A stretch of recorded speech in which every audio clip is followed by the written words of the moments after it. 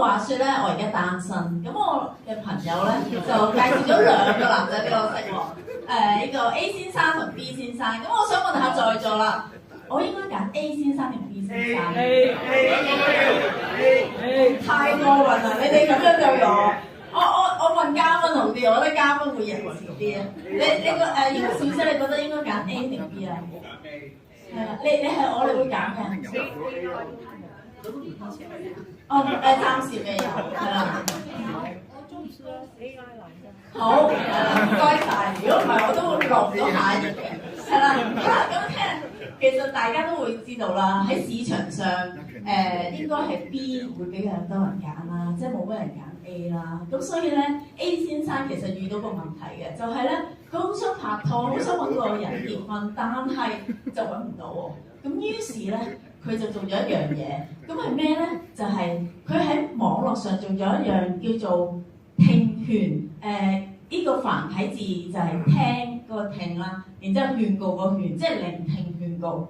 咁聆聽勸告係咩嚟咧？其實喺小紅書上面咧，好多人當佢哋想提升自己、想進步、想改進自己，但係又唔知點做好咧，咁佢哋就會去出一個叫做聽勸嘅 post。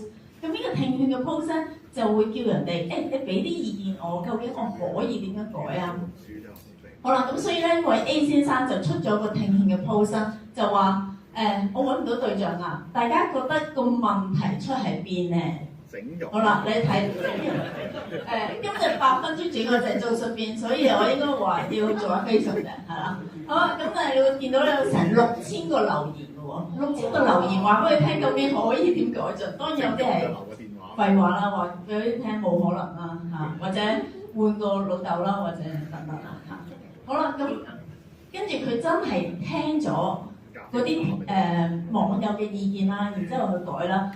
起初就啲人話，你轉個髮型啦，然之後就話，喂，你冇着啲黑白色嘅衫啦，着翻少少顏色啦。另外就係，喂，你肥頭得意咁，不如你戴個粗框啲眼鏡咧，會精神啲啊。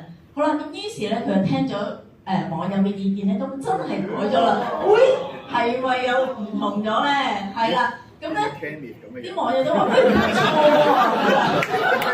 嗱，唔係我講㗎，係啦。但係咧，啲網友就話：喂，你而家咧由一個油頭大叔變咗一個地產經紀咁樣。好啦，咁所以於是佢就繼續努力啦。咁啊，佢不斷每星期咧都會出 post 去新形象展示大家嘅喎。但係過咗半年之後，咁當然中間就啲人話：喂，你要減肥啊，你要健身啊等等啦。咁所以半年之後咧，佢就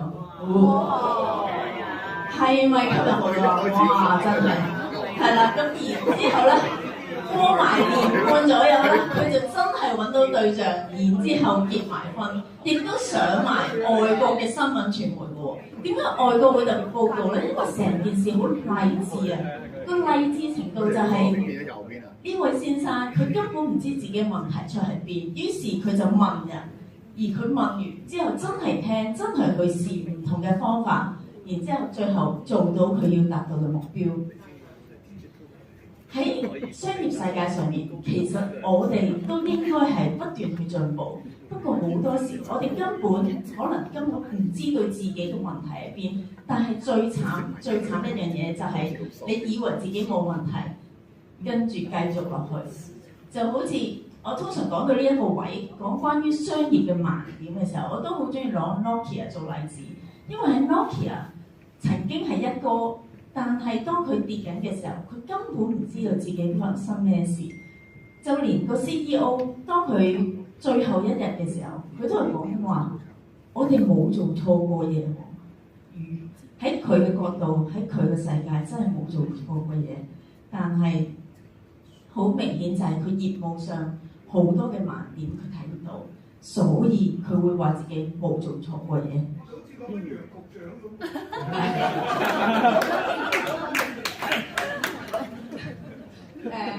我下次攞佢做例子。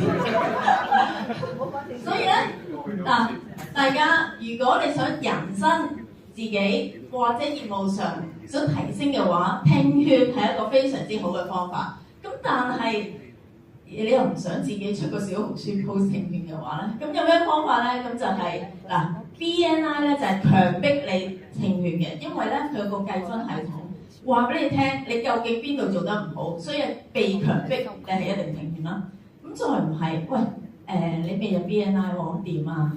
咁其實咧做多啲嘅業務交流，真係同唔同嘅行業傾多啲偈。因為唔同嘅行業先至睇到一個唔同嘅角度，你不斷向緊你自己嘅方向行，但係你其實行睇唔到後面，睇唔到側邊，但係人哋對住你就睇到你嘅側邊同埋後面啦。咁所以點解要多啲做業務交流，同埋多啲出席活動交流？亦都希望今日嘅組會，大家完結呢個組會嘅時候，可以揾到至少自己嘅一個盲點，因為當你揾到盲點嘅時候，你就可以決定究竟你想係一個油頭大叔啊，定係你想係一個猛男啊，定還是一個奧巴帥哥？好，今日嘅分享到呢度為止。